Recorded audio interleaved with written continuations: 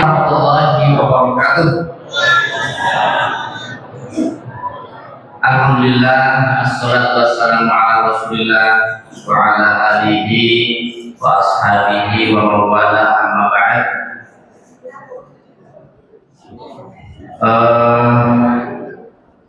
Yang kita hormati bersama-sama Ustaz Ahmad Ifkhanul Imam Rantau LCMA, dan beliau sudah bersama kita dari Surat Isya bersama dengan kita. Yang kami hormati juga Bapak Ketua RW 012 beserta Bapak-Bapak RT RW 012, Pak RW itu Haji Humaidi, dan yang kita hormati Ketua DKM Syed Al-Muhajirin, tentu beserta jajaran kepengurusannya. Yang kami hormati Bapak-bapak dan ibu-ibu, hadirin wal hadirat yang dimuliakan Allah Subhanahu wa Ta'ala. Mari kita sama-sama bersyukur kehadiran Allah Subhanahu wa Ta'ala atas ridhonya, atas pertolongannya pada malam hari ini jelang Ramadan yang tinggal beberapa hari lagi. Dengan izin Allah, ibu-ibu semarak hadir ke masjid ini, bapak-bapak tidak sempat pulang lagi untuk juga menghormati kegiatan pada malam hari ini.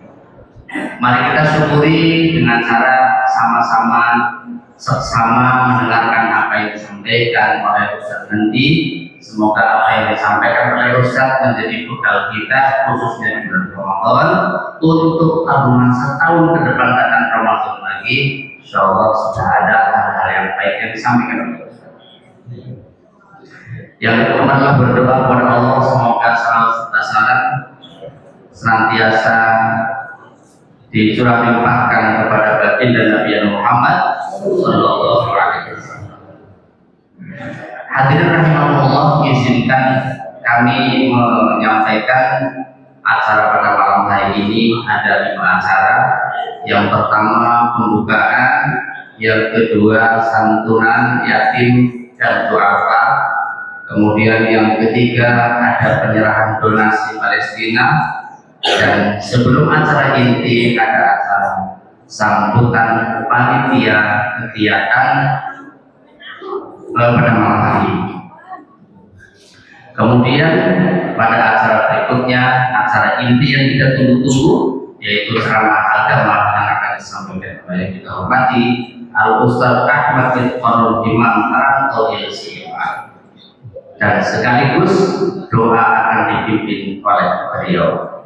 Setelah itu ada acara yang tidak kalah pentingnya, ada ceramah insyaallah. Baiklah hadirin yang Allah SWT,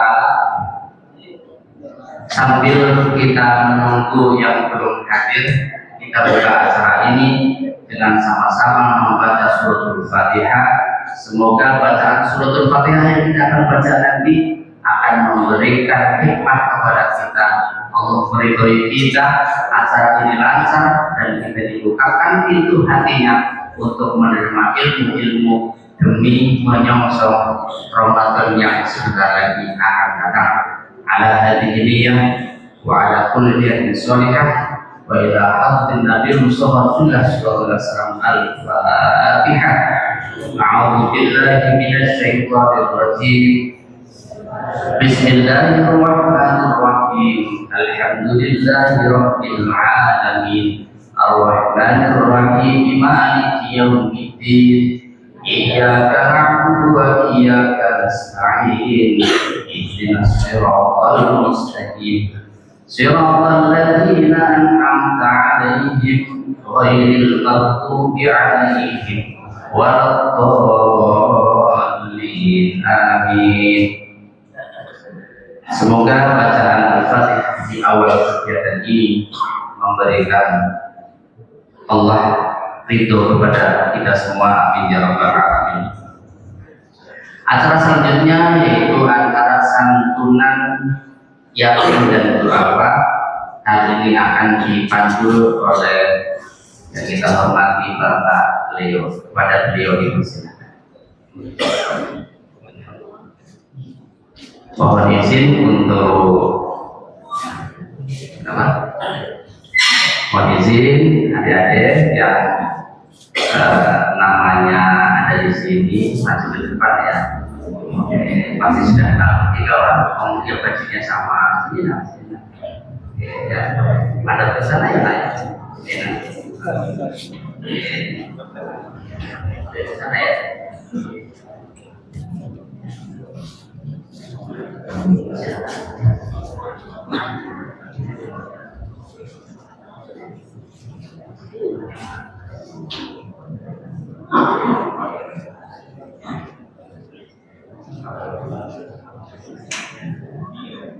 Alhamdulillah 3 di antara sekian putra dan putri kita yang yakin sudah ada di hadapan kita semua dan akan diberikan santunan yang akan memberikan pada kesempatan hari ini, yaitu dari Qudwah Indonesia akan diwakili oleh yang kita hormati Bapak Indra Irawan. Kepada beliau dipersilakan. Silakan. Ada kami. Terima kasih. Terima kasih.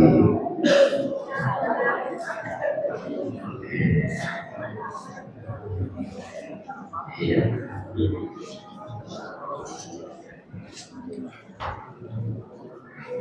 Diperlihatkan ini nak kesini. Nah, wah, dapatnya 2. Alhamdulillah. Nah, lihat ke foto ya, kamera ya.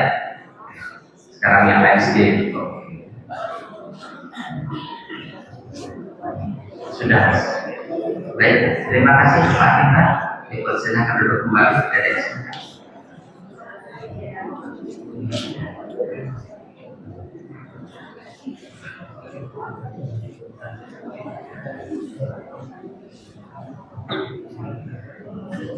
Selanjutnya penyerahan donasi Palestina yang selama ini kita setiap waktu bahkan ada jamaah yang menyisihkan sebagian rezekinya di kota depan yang ada di desa Palestina. Pada hari ini terkumpul sudah, jumlahnya berapa nanti akan disampaikan secara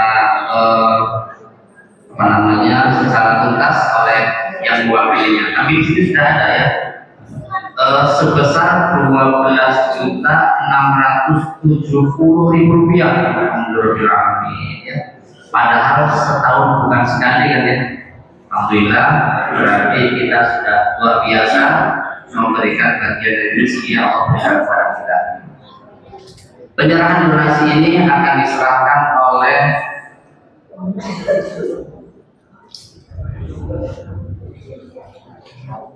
Bapak DKM Al-Muhajirin. Dalam hal ini akan disampaikan oleh Haji Supri. Kepada Bapak Haji Supri dipersilakan untuk maju ke depan.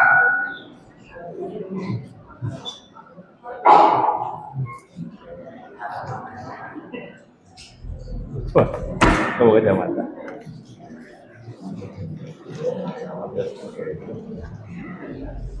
Ya, diterima oleh Bapak Indra Irawan. Terima kasih. Selamat. Ada kamera sebentar. Pak Haji, ada pesan Pak Haji? Ya. Sudah. Baik, terima kasih Pak Haji Supri telah mewakilinya. Silakan untuk kembali. Oh ya. Ya. Penyerahan serban Palestina pada Haji Supri mewakili DKM. Terima kasih. Pada siapa sih? Foto. Kembali. Oh tidak. Ya.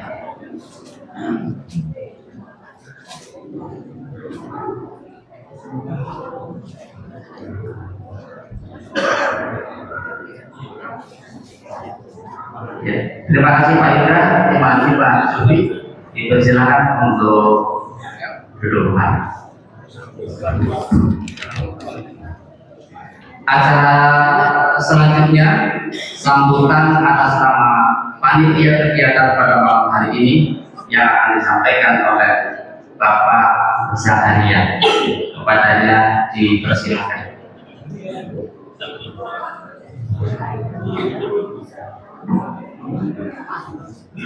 Bismillahirrahmanirrahim. Assalamualaikum warahmatullahi wabarakatuh.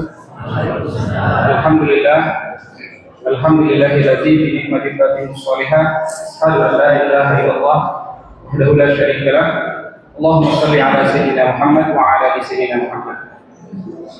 Yang sama-sama kita hormati penceramah kita Ustaz Ahmad Ridwanul Imam Rantau yang kita nantikan ilmu-ilmunya nanti, yang sama-sama kita hormati segenap Dewan Pembina, pengawas, pengurus Masjid Al-Muhajirin serta jemaah Masjid Al-Muhajirin yang insyaallah semuanya dirahmati Allah Subhanahu wa taala.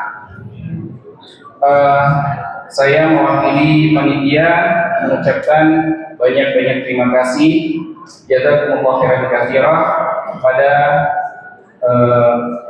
jemaah, pada warga yang telah membantu kegiatan Isra Mi'raj dan Tarhib Ramadan malam ini. Alhamdulillah, semoga apa-apa yang jemaah bantu diterima, dibalas dengan sebaik-baiknya balasan oleh Allah Subhanahu wa taala. Yang kedua, kami mohon maaf jika dalam penerimaan, konsumsi dan lain sebagainya masih banyak ada kekurangan.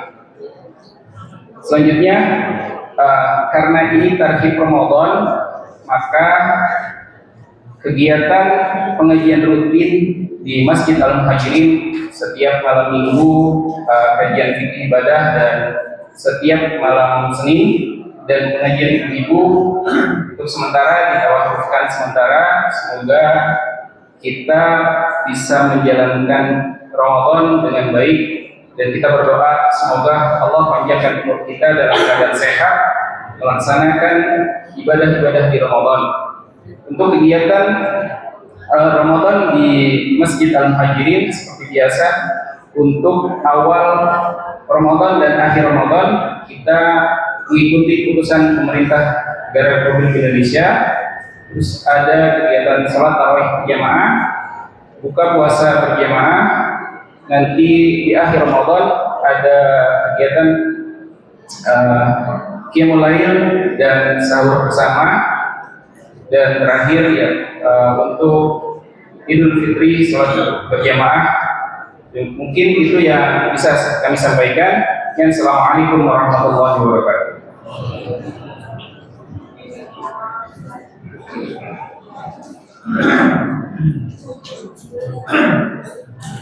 Ya, kami ucapkan kepada Bapak Zakaria mewakili Ketua Panitia, sekaligus sekarang beliau menjadi Ketua DKM Masjid Al-Muhajirin. Barangkali ibu atau bapak yang belum tahu, jaga salah amat sekaligus kita sampaikan.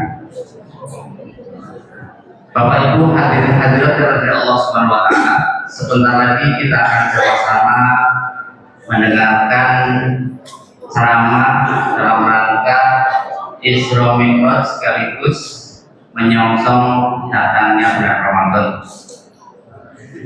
Yang bawa buku barangkali boleh disiapkan buku beserta pulpennya. Yang bawa HP, HP-nya bukan untuk WA-WA-an, tapi untuk mencatat. Nanti setelah mencatat WA lagi boleh, supaya nanti dalam prosesi ini tidak ada yang ustadz yang sama, ibu sama sendiri pakai HP. Nah, rasanya bakal gak nyaman ya, biar kita sama-sama enak. Siapkan, kalau yang bawa HP siapkan HP-nya, yang bawa buku siapkan bukunya, yang nggak bawa apa-apa siapkan telinganya dan hatinya agar fokus dan fokus. Insya Allah. Baik, mari kita dengarkan sama-sama acara inti ceramah agama menjelang Ramadan sekaligus Isra Mi'raj ini akan disampaikan oleh guru kita yang kami hormati Ustaz Ahmad Ridwanul Imam Rantau LC. Kepada beliau sekaligus Gus Al-Ustaz.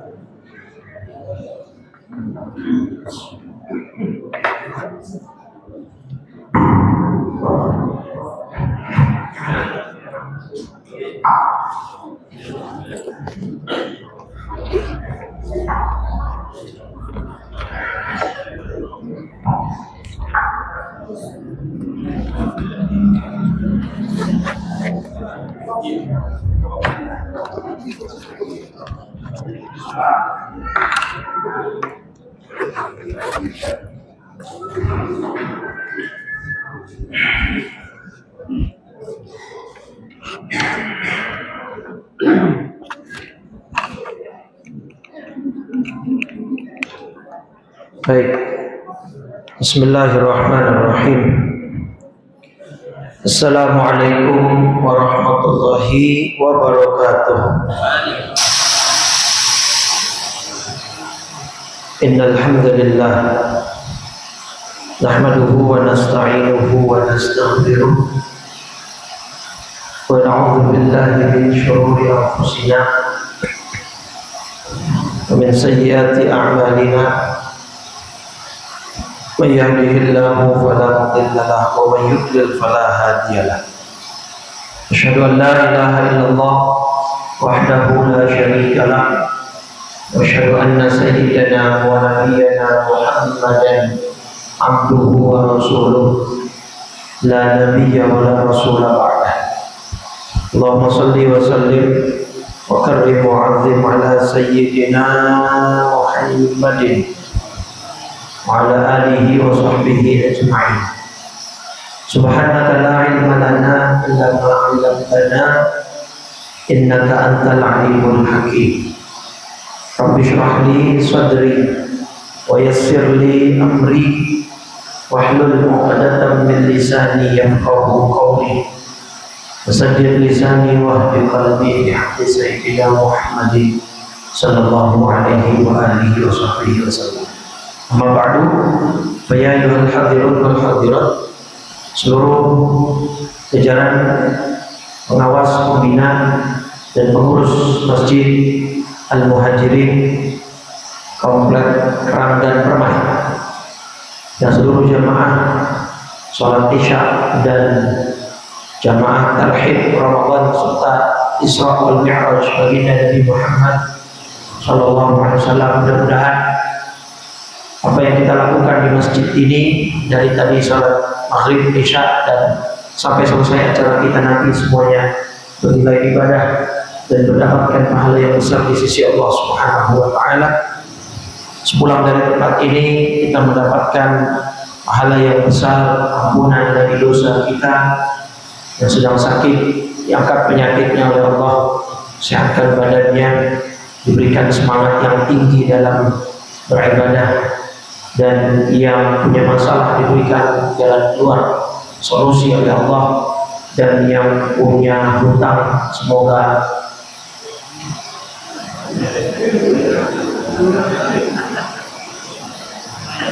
dibayarin jatuh, semoga diberi kemampuan oleh Allah untuk melunasi hutang-hutangnya, dan pada akhirnya kelak kita diwafatkan dalam husnul khatimah. Salawat teriring salam terus senantiasa kita curah limpahkan pada junjungan kita baginda Nabi besar Muhammad sallallahu alaihi wasallam serta seluruh keluarga, para sahabat dan pengikutnya hingga yaumil qiyamah. Teriring harapan mudah-mudahan kita semua yang hadir dapat syafaat dari Nabi besar Muhammad sallallahu alaihi wasallam. Amin ya rabbal.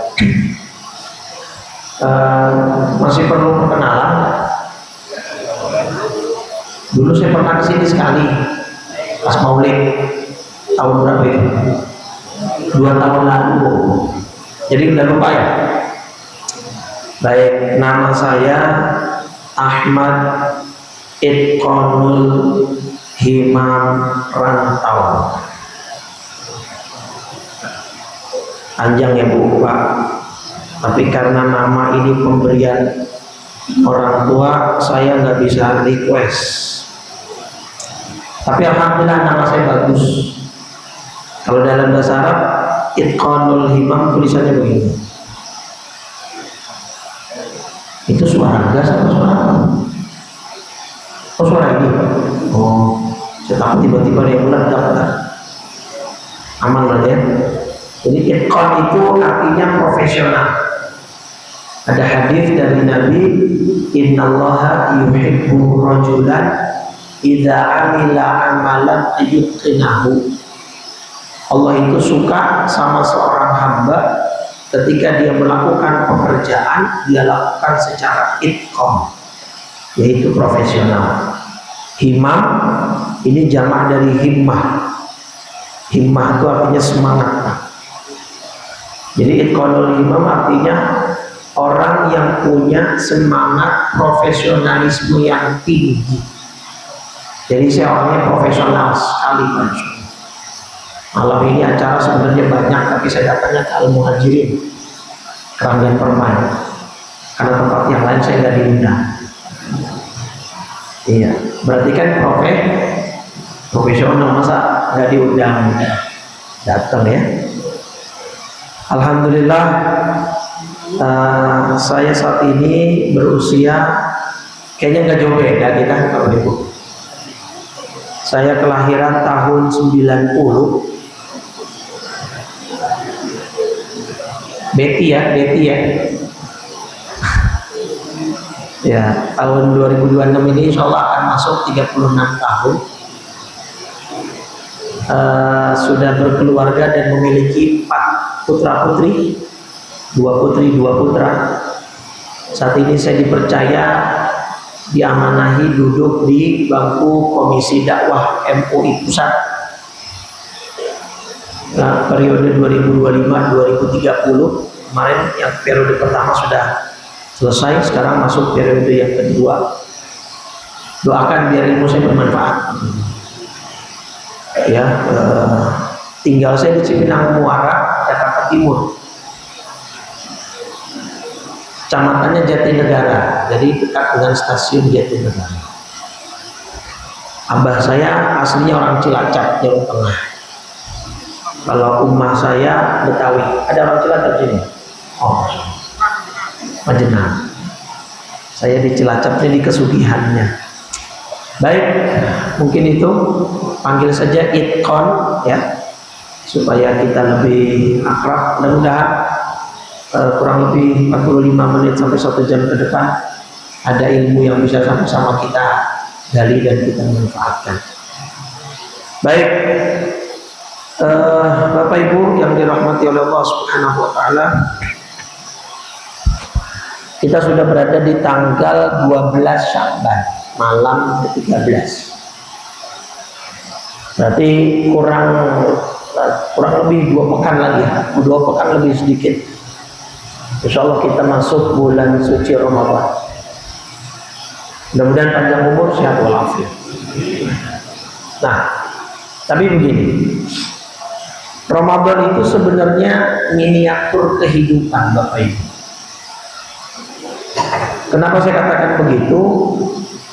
Tujuan utama kita sebagai mukmin dan mukminah itu adalah mati dalam keadaan membawa iman. Itu karena syarat mutlak Bapak Ibu.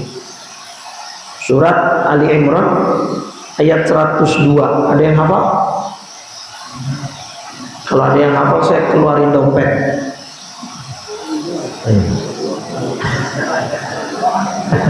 Ya keluarin doang, saya kan cuma mau keluarin doang. Apa? Ali Imran 102. Ya ayyuhalladzina amanu taqullaha haqqa tuqatih wa la tamutunna. Nah ini Bapak Ibu. Ya, wa la tamutunna illa wa antum muslimun. Ini harga mati sudah. Ya, bahwa janganlah kamu mati kecuali dalam keadaan muslim. Bertakwalah kepada Allah dengan sebenar-benar takwa. Gitu ya. Nah, pertanyaannya, adakah di sini yang bisa memberikan garansi bahwa matinya pasti husnul khotimah? Ada yang bisa kasih garansi? Angkat tangan kalau ada yang bisa, saya mau beli garansinya. Nggak ada ya. Tapi bisa nggak diikhtiarkan? Bisa diusahakan? Nah, Maka ada sebuah nasihat penting dari Syekh Ibnu Athaillah As-Sakandari dalam kitabnya Al-Hikam. Bunyi nasihatnya begini: min alamatin najahi fin nihaya ar-ruju'u ilallahi fil bidayat. Paham sudah ya? Enggak usah saya terjemah. Sudah paham belum? Bukannya dasar sudah di luar kepala. Nggak ada yang masuk. Baik, jadi gini, kata Syekh Athaillah, di antara tanda orang itu akan sukses dan berhasil di akhir hayatnya adalah dia kembali kepada Allah secepatnya. Artinya kalau dia mau mati dalam keadaan husnul khotimah, bawa iman, bawa Islam, terlebih lagi dalam keadaan-keadaan yang baik, contoh lagi sholat, lagi baca Quran, gitu kan? Ini gara-gara sekarang ada teknologi yang namanya CCTV, ya alhamdulillah kita jadi banyak video-video yang menunjukkan bahwa ada orang meninggal lagi sujud, Pak, kayak gini nih. Ini masjid, imam masjid di Balikpapan. Oh, suara itunya hilang ganti suara kayak gitu.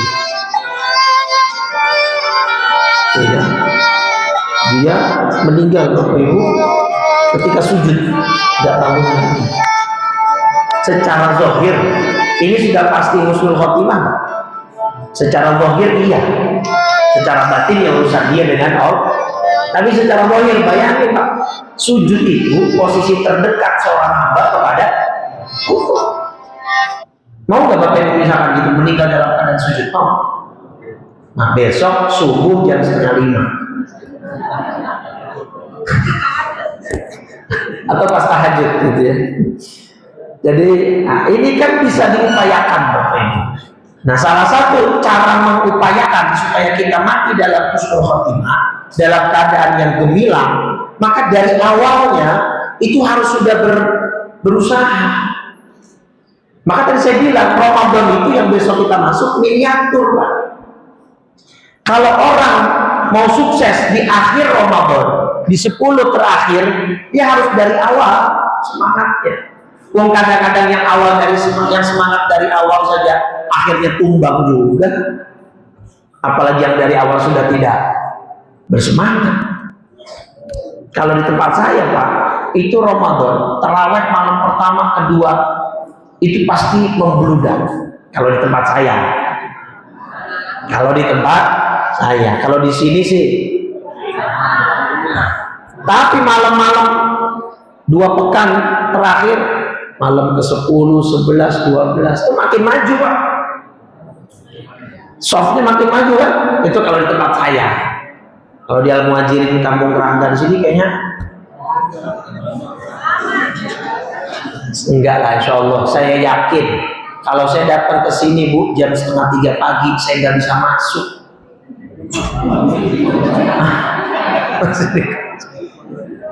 Nah ini Pak. Jadi kalau dia mau sukses di akhir Ramadan, dapat Lailatul, dari awalnya udah harus semangat, harus membuat strategi gitu. Gak bisa dia nyaman-nyaman, tenang-tenang gitu ya. Karena gini, kan ada hadisnya Pak. Nih, yang bawa buku dicatat, yang bawa handphone boleh dicatat, boleh difoto. Tapi jangan foto saya gitu ya. Foto materinya. Nih, hadis Muslim nomor 2878 ya. 2878 hadis Muslim. Kata Nabi, Pak, yub'atsu kullu 'abdin ala ma mata alaih. Setiap hamba akan dibangkitkan oleh Allah dari alam kuburnya itu sesuai dengan keadaan matinya. Kalau matinya husnul khotimah, jihad fisabilillah, sedang sholat, sedang berangkat kerja, pulang kerja, mencari nafkah yang halal. Itu semua keadaan baik. Besok dibangkitkan di padang mahsyar, dia dalam keadaan baik pula. Kalau matinya lagi tidak keadaan baik, lagi jambret, dipepet, mati. Yang dijadiin tersangka korbannya. Kan lagi rame dia. Ya, kalau nggak dipanggil Komisi 3 DPR mungkin masih jadi tersangka tuh, gitu ya. Tapi kabar terakhir Kapolresnya udah dicopot ya sama Kapoldanya, ya. Ya masa jadi negara belain begal. Nah, maka dari hadis ini Bapak Ibu ada seorang ulama namanya Syekh Al-Munawi. Ya, Syekh Al-Munawi bilang dari hadis ini berarti bisa difahami yamutul mar'u ala ma'asha alaih. Seseorang itu akan mati sesuai kebiasaan hidupnya. Itu pemahaman dari hadis Sahih Muslim nomor 2878 ini. Jadi kalau memang nanti besok manusia dibangkitkan sesuai keadaan matinya, berarti matinya pun akan disesuaikan dengan keadaan hidupnya. Kalau Jamaah Muhajirin karena memang orang-orang baik semua, insya Allah matinya dalam keadaan baik. Kenapa saya bisa bilang bahwa Bapak Ibu orang baik? Bukan tanpa alasan saya mengklaim seperti itu. Kata orang Arab, Bapak Ibu, al-wujuh miroya. Wajah itu seperti cermin, turika, asrorul baroya, yang bisa menampilkan sifat dan karakteristik seseorang. Jadi wajah itu bisa menjadi penanda awal untuk kita menilai orang ini baik atau tidak. Buktinya orang-orang Yathrib atau sekarang kota itu disebut Madinah, saat Nabi pertama kali hijrah, orang Madinah sudah pernah lihat Nabi belum? Sebelumnya? Belum? Ya kan? Tapi begitu Nabi datang, mereka melihat langsung dengan mata kepala sendiri, mereka berkomentar, arafna annahu laisa bikadzdzab. Kami tahu orang ini bukan pembohong. Itu dilihat dari apa ya? Wajah Nabi, Pak Sallallahu Alaihi Wasallam. Maka wajah itu bisa merepresentasikan diri seseorang. Dan itu saya buktikan malam ini. Saya perhatikan Bapak Ibu dari kiri, kanan, depan, belakang semua wajahnya kelihatan. Ya Pak. Kalau nggak kelihatan, saya nggak jadi ngisi ceramah kajian, Pak. Berarti penampakan semua. Alhamdulillah. Nah, itu Pak ya, Bu. Jadi kita harus berusaha. Allah nggak akan menyia-nyiakan amal ibadah kita kok. Betul nggak? Semua kebaikan kita dinilainya sama Allah. Semua amal soleh kita ada hitungannya nggak dari Allah? Ada yang disia-siakan? Nggak ada. Contohnya dalilnya Ali Imran 195. Apa kata Allah di Ali Imran surat 3 ayat 195? Fastajaba lahum rabbuhum anni la udhi'u amala 'amilin minkum min dzakarin aw untha. Maka Tuhan mereka memperkenankan permohonannya seraya berfirman, sesungguhnya aku tidak menyia-nyiakan amal orang yang beramal di antara kamu. Tuh ya. Jadi Allah tidak akan menyia-nyiakan amal ibadah kita. Atau amal yang apa, dalil yang paling gampang. Faman ya'mal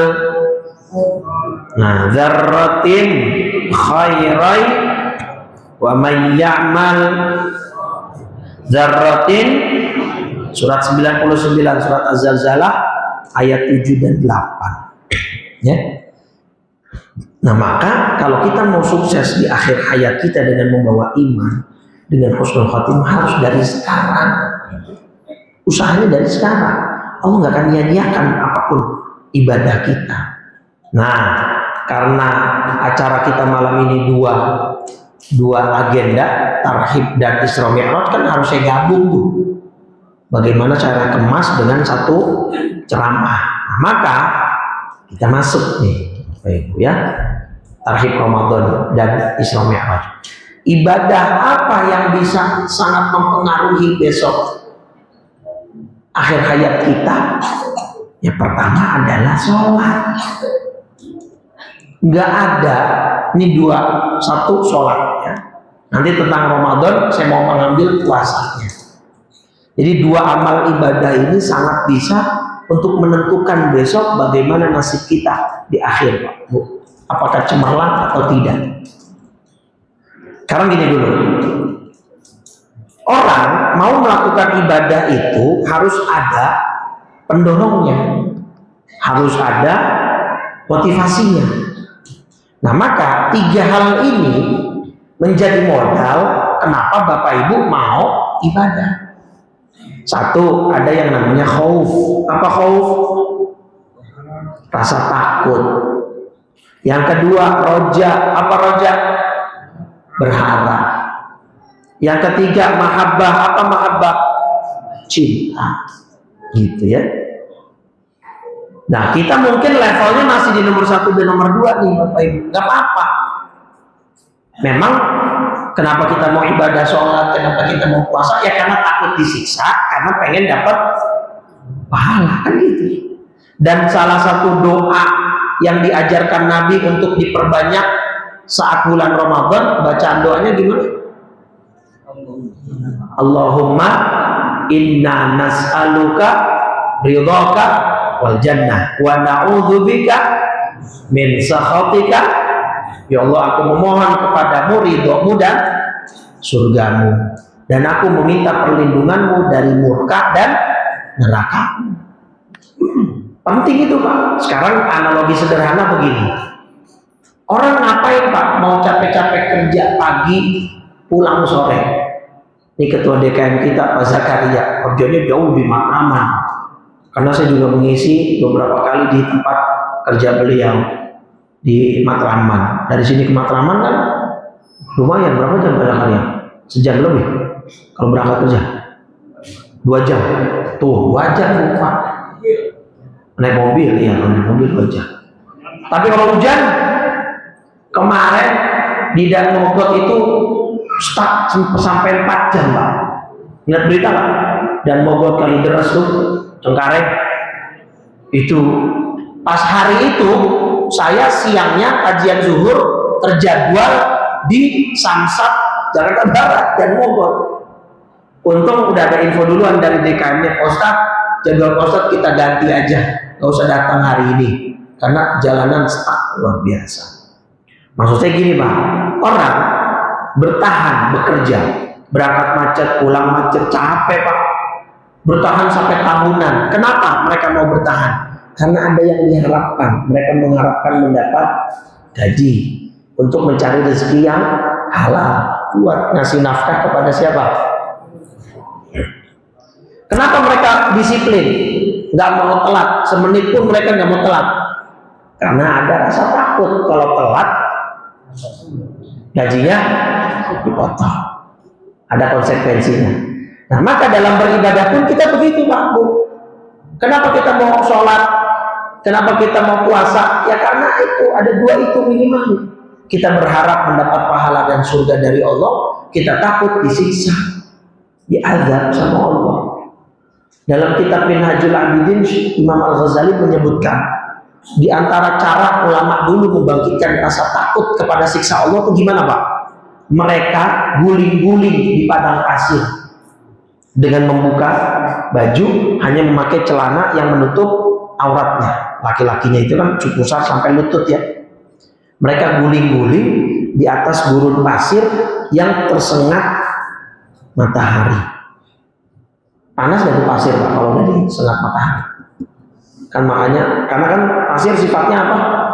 Kalau dalam dunia fisika ini konduktor, menghantarkan panas gitu. Makanya kita punya kuliner kerupuk melarat. Ya, ada beberapa yang menyebutnya kerupuk melarat. Kenapa? Karena digorengnya pakai pasir. Berarti kan benar-benar pasir itu menghantarkan apa? Ulama zaman dulu Bapak Ibu untuk membangkitkan rasa takut mereka buka baju mereka guling-guling di atas pasir di tengah siang hari terik panas matahari, dan dalam hati dia akan berkata, "Zuki ya nafsi, rasakan wahai nafsu dan jiwaku, ini panas, wan naru asyaddu harra." Tapi ingat, neraka akan lebih panas daripada ini. Ulama sampai begitu, Pak, untuk membangkitkan rasa apa ya? Takut. Karena sekarang orang udah pada gak takut sama Allah. Ada beberapa tokoh publik malah bilang, gue mah gak takut masuk neraka, gue ntar bikin konser aja sama teman-teman gue di neraka. Malah dianggap enteng. Nah, itu gak ada rasa takut sama Allah. Nah, bapak-bapak bisa nyontoh nih, niru. Bapak guling-gulingan aja di aspal tuh. Jam 12 siang, panas itu ya. Paling dikata gila sama seorang lewati, kenapa dia. Tapi itu salah satu cara dan trik dari ulama untuk membangkitkan semangat mereka dalam beribadah, karena ada rasa takut itu yang mendorong mereka. Nah, kalau tingkatan yang ketiga, mahabbah, cinta, itu sulit banget. Bisa, ada contohnya, siapa?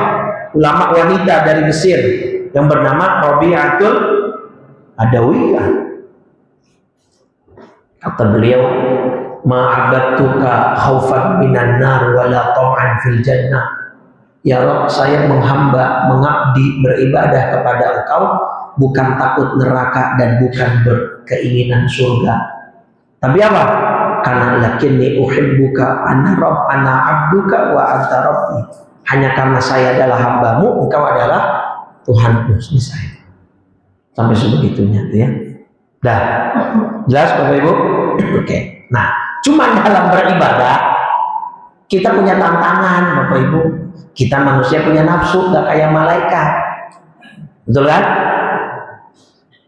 Dan ada setan. Bahkan Bapak Ibu pernah dengar istilah jin korin? Jin korin pernah dengar? Apa itu jin korin? Nah, jin yang menyertai setiap orang punya nggak? Nabi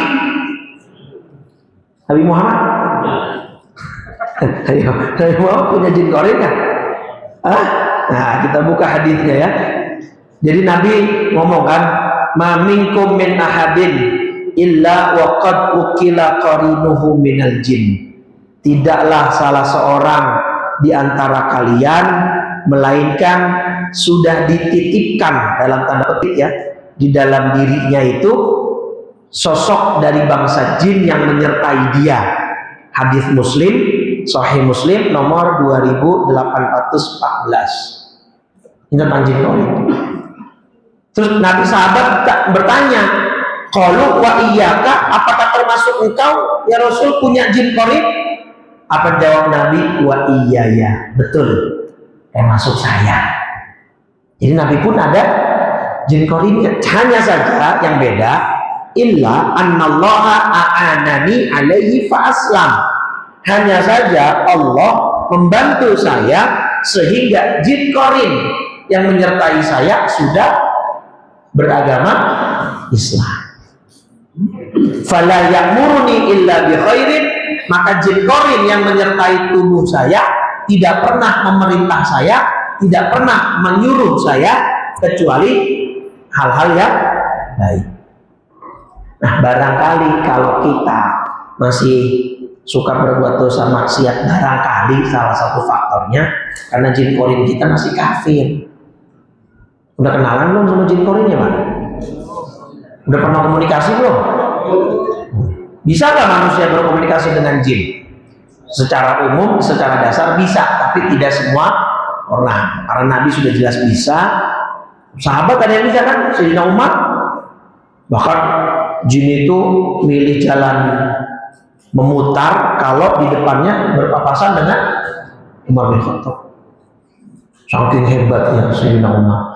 Makanya saya bilang, Bu, Pak, nggak usah takut sama jin. Kita itu selevel sama jin, sama-sama hamba. Dalilnya, wa ma khalaqtul jinna wal. Bahkan di beberapa riwayat tadi seperti Sayyidina Umar, atau di kasus pemindahan singgasana Balqis, yang akhirnya bisa mindahin siapa? Jin apa manusia? Manusia. Karena jin ifrit nggak berhasil, bukan nggak berhasil, nggak canggih dia. Ya, di dalam surat An-Naml surat 27 kan, di ayat 38 sampai 40, Nabi Sulaiman bikin tuh sayembara. Siapa yang sanggup membawa singgasananya kepadaku? Qala ifritum minal jin. Ya, jin ifrit. Ya, makanya dulu jadi bahan bercandaan nih. Kalau nggak jin ifrit loh gitu ya. Ini ifrit ini bangsa jin di zaman Nabi Sulaiman yang mampu menjanjikan mendatangkan singgasana Balqis sebelum Nabi Sulaiman berdiri dari tempat duduknya. Qabla an taquma min maqamik. Tapi yang menang siapa? Yang menang sayembara itu siapa? Manusia nih 40-nya. Qala alladzi indahu ilmun minal kitab. Seorang yang mempunyai ilmu tuh manusia, Pak, bukan jin. Seorang yang punya ilmu dari Alkitab berkata, ana atika bihi qabla ayyartadda ilaika tarfuk. Aku akan bawakan singgasana Balqis ke hadapanmu wahai Sulaiman, bahkan sebelum matamu berkedip. Jadi lebih hebat siapa? Lebih canggih siapa? Kenapa sekarang manusia takut sama jin? Lagi sholat tahajud jam 2, setengah 3, ibu-ibu dengar panci jatuh. Pikiran macam-macam kan, Bu? Padahal cuma tikus itu. Tapi pikiran enggak. Atau bapak-bapak, Ustaz, malam Jumat saya lewat kuburan, bau melati, Pak Ustaz. Emang ada pohonnya, Pak. Jadi kadang-kadang kita tuh menjin kayak terlalu gimana gitu. Nggak usah dibesar-besarin, Bu. Kegeeran ntar dia biasa aja. Bahkan dalam kitab fikih bisa di-googling kalau nggak percaya. Dalam bab fikih, bab pernikahan, fuqaha itu sampai membahas boleh nggak manusia nikah dengan jin? Ada pembahasannya. Boleh nggak? Pak, Bapak misalkan nikah sama jin perempuan gitu boleh? Mayoritas boleh. Yang boleh ngomong boleh. Mayoritas fuqaha bilang tidak boleh, haram. Lagi pula manusia masih banyak kok milihnya. Tapi ada yang membolehkan, betul Pak. Di antara yang membolehkan itu Syekhul Islam Ibnu Taimiyah. Membolehkan tetapi tidak merekomendasikan. Bahkan memakruhkan tuh. Syekh Ibnu Taimiyah tuh membolehkan tapi tidak merekomendasikan, bahkan memakruhkan. Jadi hukumnya makruh. Jadi tapi mungkin ini bisa dipakai buat bapak-bapak, solusi lah buat yang mau poligami tapi nggak berani gitu. Jadi nikahnya sama jin, Pak. Jadi kalau istri bapak yang pertama marah, mana nih istri kamu yang kedua? Saya mau labrak. Ya silakan kalau bisa. Kan nggak kelihatan. Gitu ya. Baik, itu agak keluar materi. Tapi itu Pak, yang saya ingin katakan apa? Kita manusia tidak lepas dari bisikan setan. Dari bisikan ini tantangan kita, Pak. Kalau nggak ada setan di dunia ini, Pak, wah hidup ini nggak menantang begitu. Kayak malaikat kan nggak menantang, Pak. Yang rukuk, yang sujud. Kenapa nggak punya nafsu? Tapi bapak-bapak, ibu-ibu muhajirin punya nafsu, digoda setan. Biar kata digoda setan, biar gak berangkat malam ini ke Masjid Al-Muhajirin, tetap berangkat. Kalah setan. Lagi nangis di pojokan dia. Bapak-bapak yang hadir segini banyak, Masya Allah. Ini kurang lebih ada 1000. Berapa nih? Ini saking ramenya bapak ibu, sendalnya sampai keluar-keluar. Alhamdulillah. Ini Pak. Nah terus juga ini penting Pak. Kan katanya kalau Ramadan itu setan diapain Pak? Ini hadis ini Pak nih, sahih. Hadis Tirmidzi, Sunan Tirmidzi nomor 682. Hadis Tirmidzi nomor 682. Tuh, idza kana awwalul lailatin min syahri Ramadan. Apabila malam pertama tiba, cuman ini ada kemungkinan besok kita beda lagi sama Muhammadiyah. Nggak apa-apa Pak. Pokoknya Indonesia ini sama Allah itu diperlakukan spesial, khusus Pak. Cuman Indonesia di seluruh dunia. Berarti kalau lebarannya beda, Ramadannya beda, awal penentuan Ramadan beda, manusia Allah sudah menyiapkan malaikat 2 shift untuk 10 malam terakhir. Betul nggak Pak? Nah kalau misalkan awal Ramadannya beda, turun di malaikat, malam ini malam ganjil. Versi siapa dulu? Kalau versi pemerintah berarti yang turun yang ini nih. Kalau malam ganjil versi Muhammadiyah kan. Jadi ada 2 shift untuk Indonesia, itu malaikatnya khusus. Nah, baik. Ketika malam pertama Ramadan tiba, sufidatis syayatin. Setan itu dibelenggu Pak, betul. Tapi yang dibelenggu ini, nah sekarang saya mau tanya dulu, kenapa kalau memang setan dibelenggu masih banyak yang nggak puasa, masih banyak yang nggak sholat, bahkan yang lucu dia puasa tapi nggak sholat? Ada manusia-manusia begitu Pak. Tapi jamaah muhajirin insya Allah beda. Saya itu duduk semenjak tadi pertama duduk di sini Bapak Ibu, vibes-nya auranya beda. Saya biasa ikut ceramah, isi kajian di mana-mana, gerak panas di sini ada. Alhamdulillah. Sekarang saya tanya, kenapa kalau memang setan udah dibelenggu Ramadan masih banyak yang berperilaku begitu? Jawabannya, karena yang dibelenggu cuma setan dari bangsa jin. Tapi setan dari bangsa, nah itu nggak dibelenggu Pak. Loh emang ada setan dari bangsa manusia? Pak Bu, setan itu adalah kalimat atau kata yang merujuk pada sifat jelek, namanya sifat setan. Dalilnya mana bahwa manusia itu bisa disebut setan?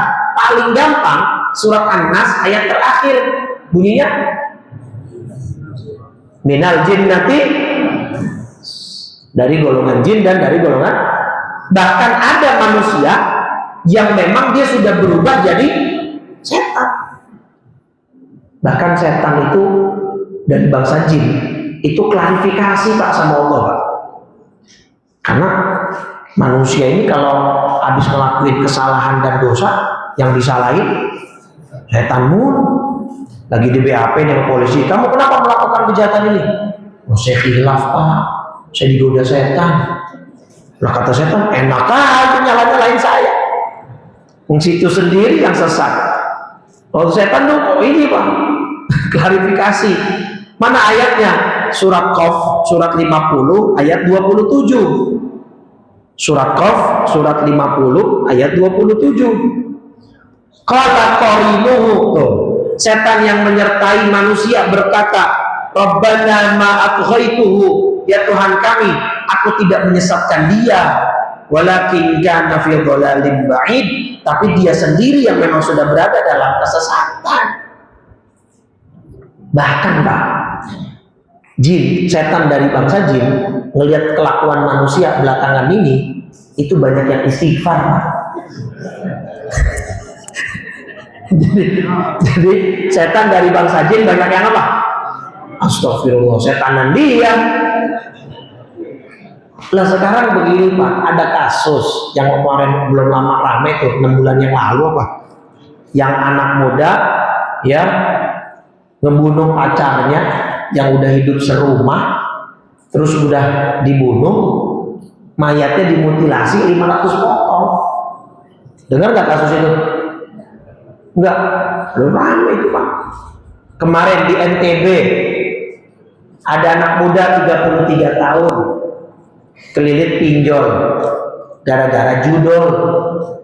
Ini bahaya nih Pak, nih, kita harus perangi bersama nih judol.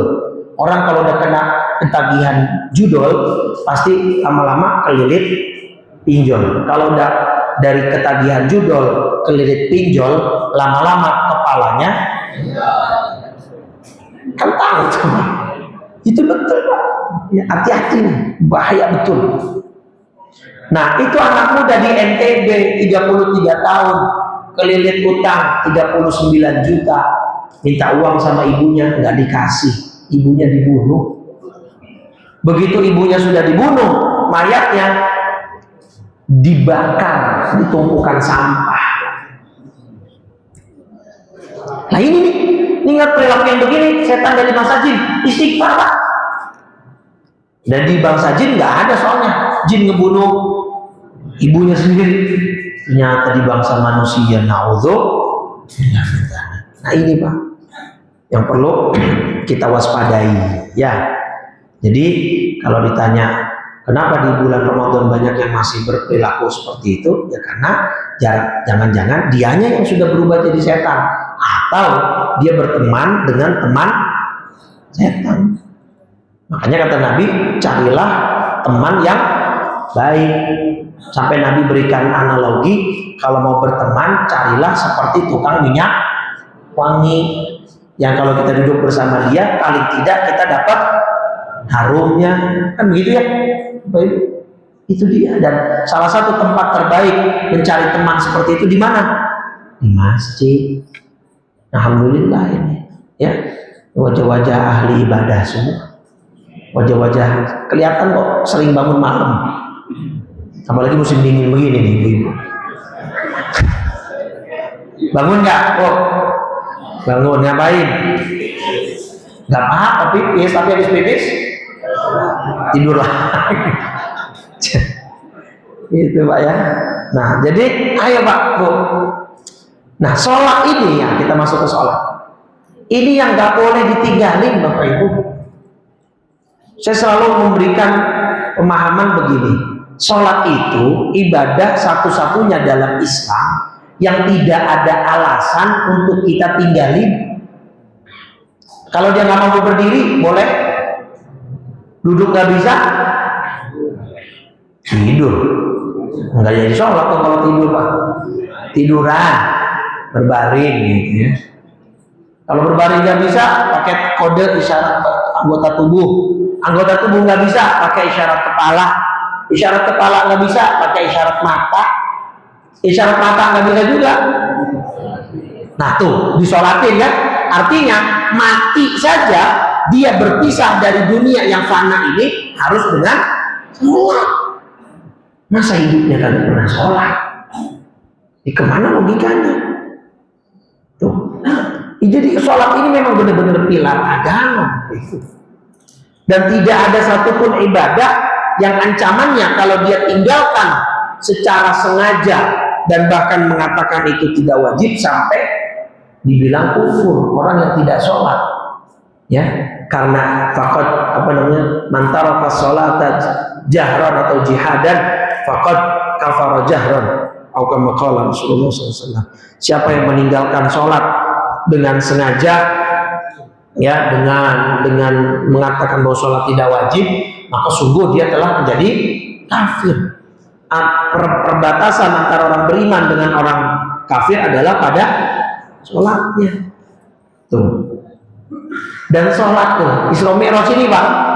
Nih, saya mau sedikit bahas tentang Sidratul Muntaha. Apa itu Sidratul Muntaha Bapak Ibu? Hah? Sidratul Muntaha apa? Ayo. Apa Sidratul Muntaha? Bentuknya tuh Sidratul Muntaha apa? Ayo. Yang bisa di luar banyak motor.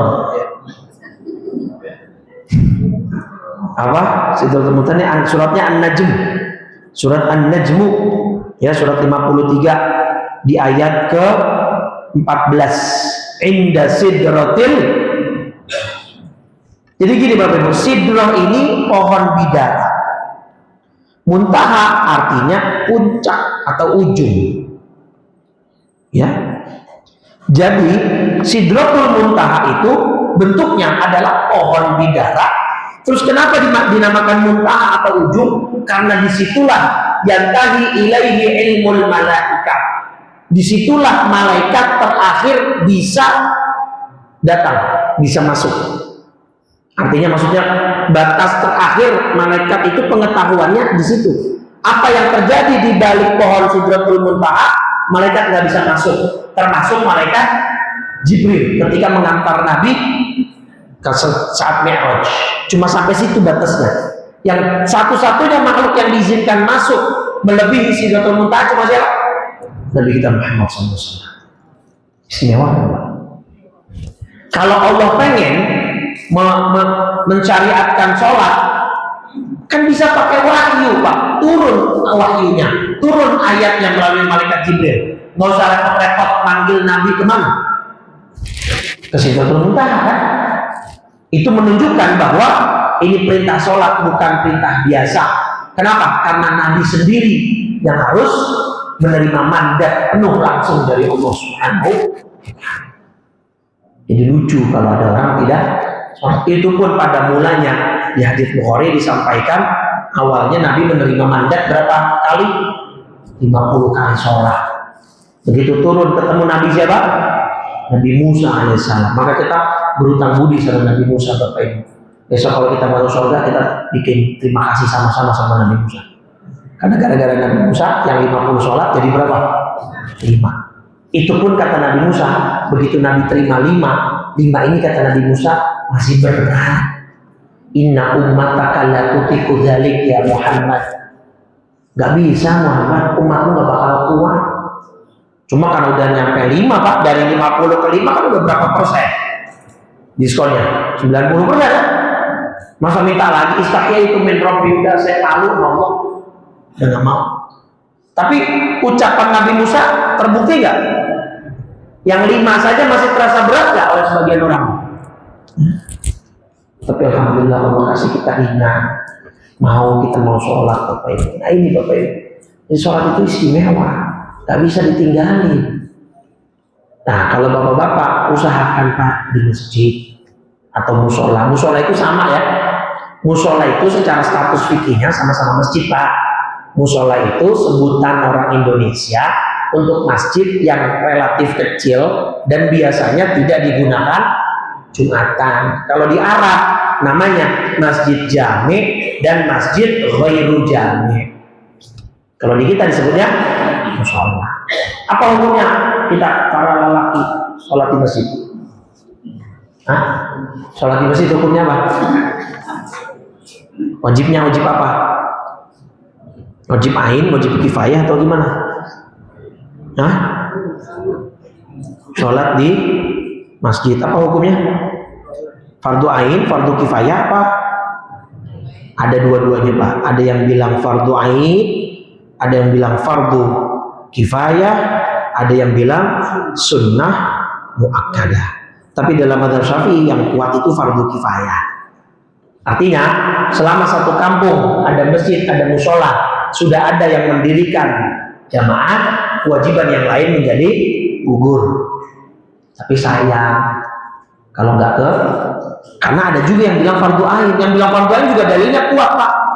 Ada hadis Bukhari Muslim yang Nabi sampai bertekad pengen membakar rumah orang-orang yang bertetangga dengan masjid, tapi sholatnya, nah cuma itu nggak jadi dilakuin karena bahasa hadisnya laqad hamamtu, saya berkeinginan sekali untuk membakar la tufunna bil bait ya walau la uharriqanna buyutahum binnar, cuman nggak jadi. Nah gara-gara nggak jadi itulah kemudian ulama bilang berarti bukan fardu ain tapi fardu kifayah. Jangan kayak di satu kampung Pak, ada aki-aki azan jam 11 malam. Di kampung, di desa jam 11 malam udah sunyi, udah sepi Pak, udah beristirahat. 11 malam dia azan, aki-aki ini volume disetel paling pol. Datang satu kampung sampai kadesnya turun tangan, RT RW turun, lurah turun, ngomel-ngomelin si aki-aki. Ki, udah gila Pak, gak lihat jam berapa tuh, jam 11. Akinya meruduk nyantai. Begitu dibalikin sama akinya, yang gila bukan saya, yang gila kalian. Lah kok kita Ki? Lah tadi saya azan jam 7 malam gak ada yang datang. Paham Pak? Paham gak? Azan jam 7 dan apa? Isya saya tungguin, saya yang azan, saya yang sholawatan, saya yang qomat, sampai dia yang imam, gak ada yang datang.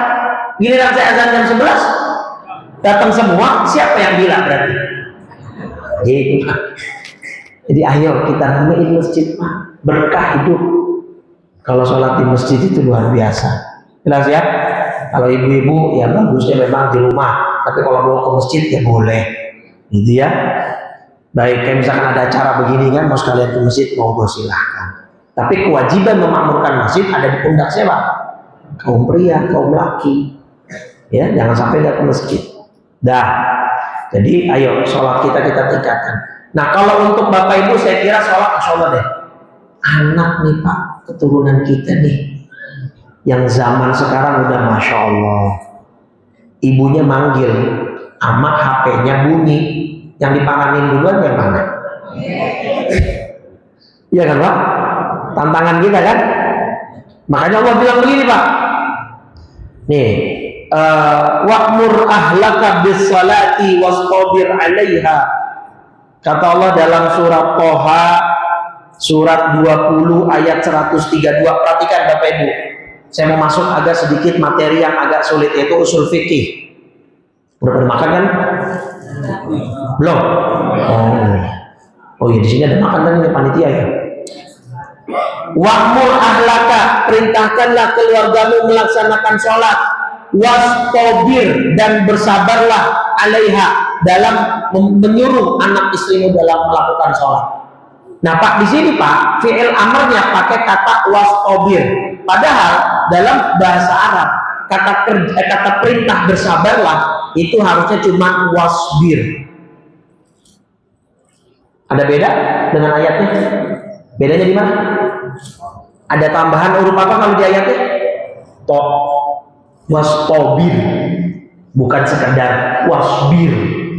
Dalam kaidah usul fikih ada kaidah berbunyi ziyadatul mabna tadullu ala ziyadatil makna.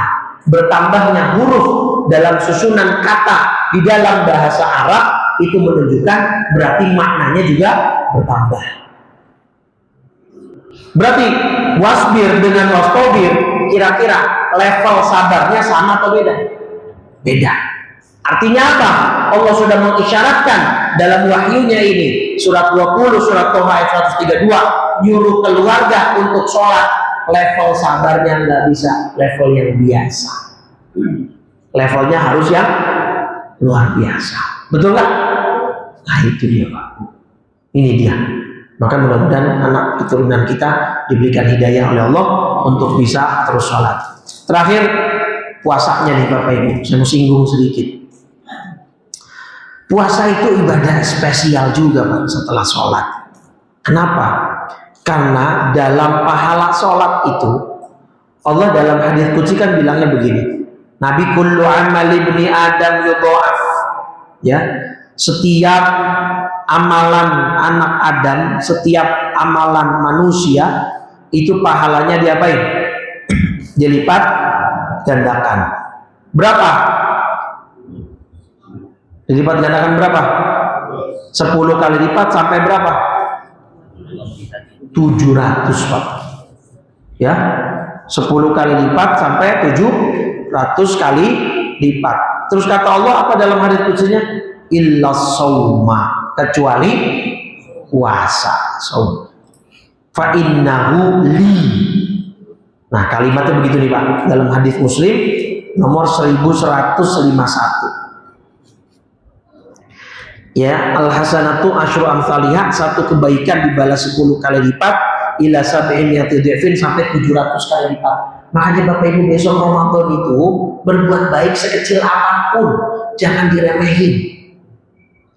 Dalam Islam itu kan imatatul adza anit thoriq, menyingkirkan gangguan dari jalan, itu kebaikan nggak? Dulu kita belajar di PPKN saat sekolah. Apa PPKN? Namanya beda kali. Bapak PMP dulu namanya Pak ya? Kita beda generasi soalnya Pak. Kalau saya kan kelahiran 90 itu generasi milenial. Kalau Bapak Ibu kan generasi kolonial. PMP itu apa? Pendidikan Moral dan Pancasila. Kalau saya PPKN, Pendidikan Pancasila dan Kewarganegaraan.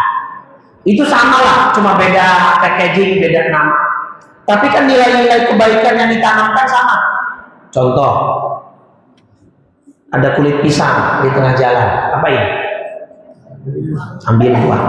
Kebaikan nggak? Dapat pahala nggak? Dilipat gandain nggak? Kalau dilakukan di Ramadan, ditambah kali.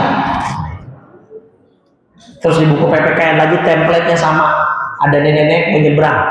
Apa ini? Seberangi, bantuin. Begitu nenek-neneknya diseberangin, neneknya marah. Bapak orang saya kagak mau nyebrang. Lagi nenek diem aja sih, ditarik bukannya ngomong. Ya udah saya balikin lagi deh. Gitu kan. Nggak apa-apa Pak, kebaikan deh itu Pak Bu. Sampai Nabi pesan Bu, idza tabaqta maraqatan fa'akhir ma'aha. Kalau masak sayur banyakin. Tuh, udah hafal ibu hadisnya. Banyakin namanya Bu? Kuahnya. Wa ta'ahad jironaka. Berbagilah kepada tetanggamu. Apanya? Ntar Ramadan praktekin Bu. Assalamualaikum Bu Haji nih saya bikin sayur kuahnya kebanyakan. Udah gitu kuah bayam lagi Bu. Jadi bening banget. Kata tetangganya yang terima, oh ini kuah sayur ya Bu. Saya kira kokokan. Bening banget gitu. Artinya kebaikan sekecil apapun Ramadan jangan diremehin, kerjain aja pokoknya. Sekecil apapun, hatta termasuk cuman senyum di hadapan saudara kita kalau ketemu. Cuman senyum ini terikat oleh adab. Maksudnya senyumnya ke sesama gender aja, jangan ke lain gender yang bukan mahram. Apalagi kalau janda. Modus Bapak berarti ya. Nah pokoknya kebaikan apapun kerjain. Nah terus Allah bilang Bapak Ibu dalam hadits Muslim 1151 ini, kalau Allah Azza wa Jalla illa shauma, kecuali puasa, fa innahu li wa ana ajzi bihi yada'u syahwatahu wa ta'amahu min ajli. Bahwa orang yang puasa itu pahalanya khusus, enggak seperti yang tadi 10 sampai 700 kali lipat lebih. Kenapa? Karena kata Allah puasa itu untuk aku. Pertanyaannya, emang ibadah yang lain yang kita kerjakan nggak buat Allah? Kita sholat buat siapa? Buat Allah. Kita makanya kan doa iftitah kita gimana? Inna salati wa mahyaya wa mamati lillah. Tapi kenapa sampai Allah mention, sampai Allah garis bawahi fa innahu li, puasa itu untuk aku? Nah, ini rahasia yang mau saya sampaikan. Karena rahasia, diam-diam aja Pak, jangan langsung sampaikan. Gini Pak, kalau ibadah-ibadah lain selain puasa, potensi riaknya itu besar. Kita tadi sholat ke masjid, bisa nggak riak? Bisa banget. Makanya Nabi sempat pesan kan, sebaik-baiknya sholat seseorang, afdolu sholatil mar'i fi baitihi. Sebaik-baiknya sholat orang itu di mana? Di rumahnya. Illal maktubat, kecuali sholat fardu. Maknanya kita pun yang laki-laki, sebaik-baiknya sholat sunnah itu berarti di mana? Di rumah. Kecuali sholat fardu. Kenapa begitu Pak? Karena kalau sholat fardu, prioritas apa? Potensi riaknya itu kecil. Rakaatnya sama. Ada orang itu yang bangga-bangga, oh saya dong sholat maghribnya 5 rakaat. Kan nggak ada kan? Kayak namanya kalau begitu Pak. Betul Pak? Tapi kalau sholat sunnah, ada yang sholat, ada yang tidak. Yang sholat pun ada yang rakaatnya banyak, ada yang bisa nggak itu timbul riya? Bisa. Haji umroh bisa nggak timbul riya? Apalagi sebelum berangkat bikinlah acara ratiban atau acara doa bersama. Sohibul bait yang mau berangkat sambutan. Terima kasih Bapak Ibu telah hadir di acara doa bersama keberangkatan keluarga kami untuk umroh yang ke-35 kali. Nah itu belum berangkat udah rentan tuh ya. Tapi puasa Pak, saya tanya, gimana cara orang pamer puasa? Bau sampai mau nyium Pak, masa mau dipamer-pamerin? Lemes, orang sakit juga bisa lemes Pak. Artinya sebenarnya puasa itu potensi ibadah kita ikhlas karena Allah besar sekali. Ibu-ibu bapaknya kerja, anaknya sekolah, kuliah, di rumah sambil nonton TV sambil nyemil, ketahuan nggak? Enggak, bisa saja dilakukan kan? Tapi ibu-ibu yang muslimah di sini imannya kuat tebal, biarpun sendirian, biarpun gak ada yang lihat, dia yakin Allah tahu, makanya dia tak berbatal. Berarti ikhlas karena Allah kan? Bapak-bapak juga begitu. Ada potensi batal kan di tempat kerja, jam istirahat istri nggak tahu, anak nggak tahu, pulang-pulang berakting seolah masih puasa, bisa aja istri nggak tahu, kecuali di giginya masih ada sisa cabai ya. Kata istrinya, ya perasaan kita sahur nggak makan cabai ya, oh gigi kamu ada cabai ya. baru ketahuan Pak. Artinya maksimalkan ibadah puasa besok, jangan sampai pahala kita berkurang. Salah satu yang bisa ngurangin pahala puasa apa? Ghibah buat yang ibu-ibu. Pergi ke tukang sayur mau beli buat bukaan, harusnya 15 menit mah cukup. Ini sampai berjam-jam ketemu bestinya, ngomongin si A, si B, si C. Ustadznya lewat, nasihatin, Bu, ingat bulan Ramadan, jangan ngomongin orang. Karena ibu sekarang udah pada pinter, ustadznya dibalikin. Ustadz, kita nggak ngomongin orang, emang orangnya begitu. Padahal itulah definisi ghibah.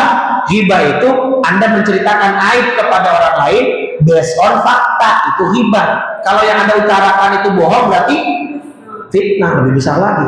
Itu buat ibu-ibu, buat bapak-bapak, hati-hati, mata dijaga Pak. Puasa udah cakep dari pagi bagus, sore-sore nyari takjil. Masalahnya pas beli takjil yang kelihatan nggak cuma takjilnya, yang jual kelihatan. Betul nggak Pak?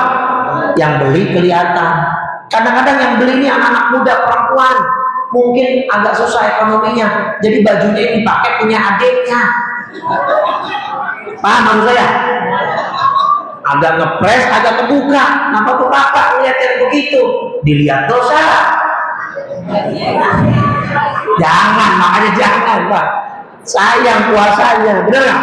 Nah itu Pak, maka dijaga dari hal-hal yang bisa mengurangi pahala puasa, apalagi menggugurkan puasa.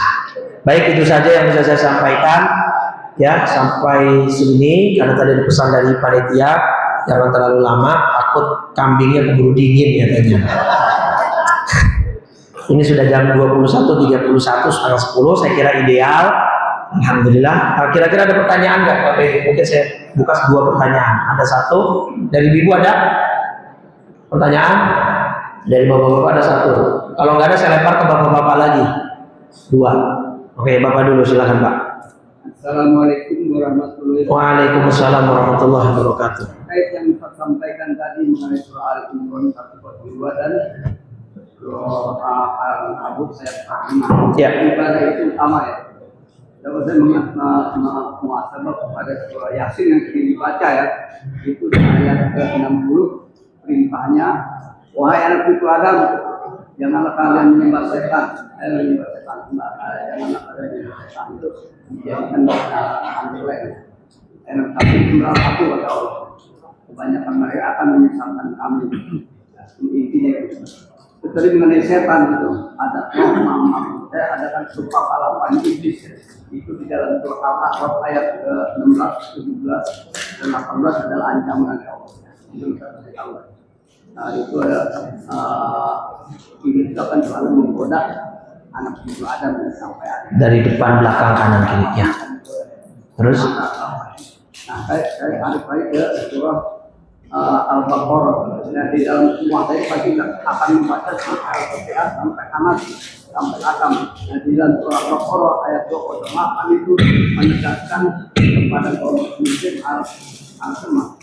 Nah, Pertanyaannya adalah Pak Ibu, pertanyaannya gimana Pak Agus? Kelamaan.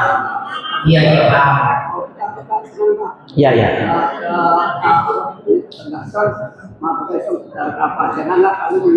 Ya, secara sempurna. Ketika kita tidak menjalankan syariat Islam, itu kita termasuk kategori yang Setan itu tadi. Ya. Oke. Ya, terus pertanyaan. Oh, berarti Bapak berikan statement, bukan nanya. Pertanyaan sampean apa Pak? Ya, klarifikasi. Ya, betul, betul. Aku umat Islam yang banyak ini 287 juta jiwa, 87 kita takut menjalankan syariat Islam. Takut menjalankan syariat Islam. Takut di sini dalam konteks apa maksud Bapak? Tidak dijadikan undang-undang. Salah satunya itu indikatornya. Al-Maidah dengan takbir. Jangan kalian jadikan Yang tidak beriman. Ya. Sekarang kapan nanti, seandainya nanti, sekarang mudah-mudahan karena di sini ada Ahok atau Gibran. Ya. Jadi intinya ke arah situ, ke arah pemerintahan maksud Bapak. Ya, Ustaz saya pikir udah paham ini yang Jadi inti ya Pak, bukan berarti ketika suatu negara itu tidak menerapkan hukum Islam kemudian kita anggap bahwa ulamanya takut atau ulamanya tidak mau melakukan itu, karena ini kita sudah masuk fase di mana kata Nabi, Islam itu di akhir zaman seperti buih di lautan kan. Nabi sudah bilang jumlahnya banyak tapi tidak punya power. Ini sudah fase di mana Nabi sudah memprediksi itu. Bukannya nggak mau, bahkan Saudi saja sekarang kan, kalau Bapak yang pernah umrah kan pernah mungkin ada city tour, ada masjid Qisas ya. Masjid Qisas, masjid di mana dulu di zaman seketika Arab Saudi masuk ketat-ketatnya menerapkan hukum pancung, hukum gantung, itu dijadikan tempatnya, makanya namanya Masjid Qisas. Tapi sekarang udah hampir nggak ada Pak. Hukum Qisas itu di Saudi sudah sangat jauh menurun itu, maksudnya penerapan. Kalau kita mau bicara syariat Islam yang letterlock ya, yang seperti itu. Nah, artinya memang kita sudah masuk fase sesuai prediksi Nabi, Muslim itu banyak, tapi cuma seperti buih di lautan yang tidak punya kekuatan. Nah, kemudian jangan kita kemudian mengklaim atau menuduh para ulama tidak berani. Bukan tidak berani, belum ada kesempatan untuk kita kembali berjaya. Tapi kan nanti zamannya akan berubah kata Nabi. Di akhir zaman Islam akan bangkit lagi. Nah, semasa itu belum datang. Nah, apa sekarang peran kita? Nah, itu yang harus kita pertanyakan. Peran kita gimana? Ya tadi minimal kata saya, kalau kita bukan pemimpin, kita bukan pejabat, kita bukan orang yang memiliki kewenangan, ya setidaknya kita berperan sebagai muslim yang taat.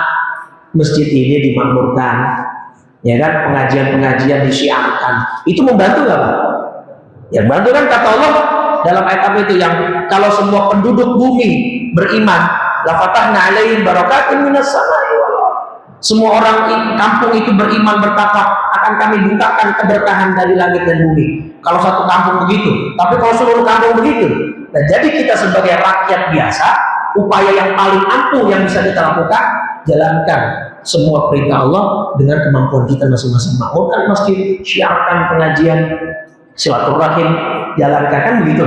Nanti insya Allah pelan-pelan masa itu akan datang, masa kejayaan Islam itu akan datang lagi. Tapi kalau sekarang Bapak jalankan negara Islam manapun, termasuk Saudi yang paling ketat, sekarang udah enggak.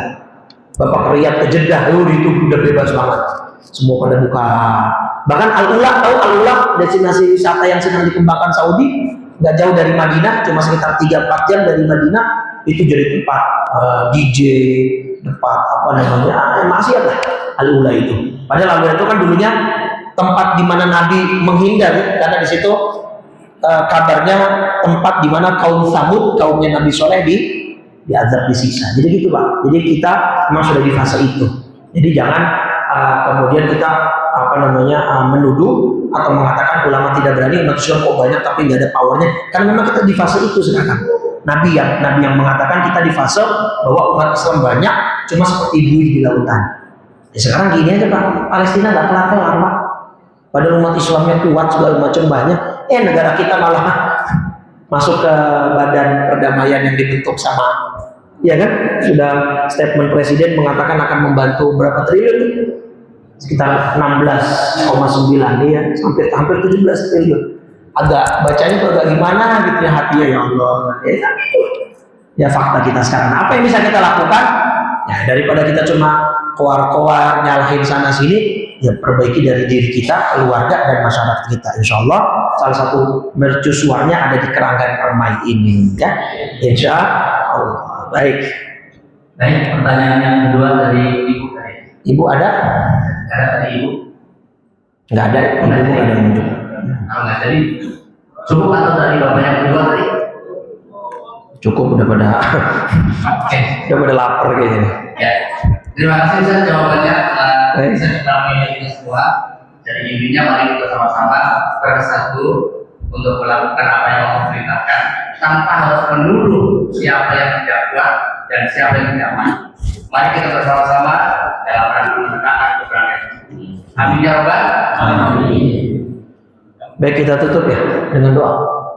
Baik, Ada yang- sebelum tutup, kami sebagai MC barangkali ada kekurangan dalam penyampaian, mohon kiranya dimaafkan. Assalamualaikum warahmatullahi wabarakatuh. Baik, kita tutup kajian kita Bapak Ibu malam ini dengan doa 3 kali kalimat tauhid dan doa penutup serta kafaratul majlis. Qala Rasulullah sallallahu alaihi wasallam, afdhalul dzikri fa'lam annahu la ilaha illallah, la ilaha illallah, la ilaha illallah Muhammadur Rasulullah sallallahu alaihi wasallam, kalimatu haqqin 'alaiha nahya wa 'alaiha namut wa biha nub'atsu insyaallah taala minal aminin. Alhamdulillahirabbil alamin. Allahumma shalli ala sayyidina Muhammadin wa ala alihi washabihi ajma'in salatan taghfiru biha dzunub wa tasturu biha al-'uyub wa tanfariju biha al-qurub wa tantaliqu biha al-'usub wa talinu biha as-su'ub wa ala alihi washabihi man ilaihi mansub. Allahumma a'inna ala dzikrika wa syukrika wa husni ibadatik. Allahumma barik lana fi baqiyati sya'ban wa ballighna ramadan fi sihatin wa khairin wa lutfin wa afiyatin wa ta'ah innaka ala kulli syai'in qadir. Allahumma inna nas'aluka ridhaka wal jannah wa na'udzubika min sakhatika wan nar. Rabbana la tuzigh qulubana ba'da idh hadaitana wa hab lana min ladunka rahmah innaka antal wahhab.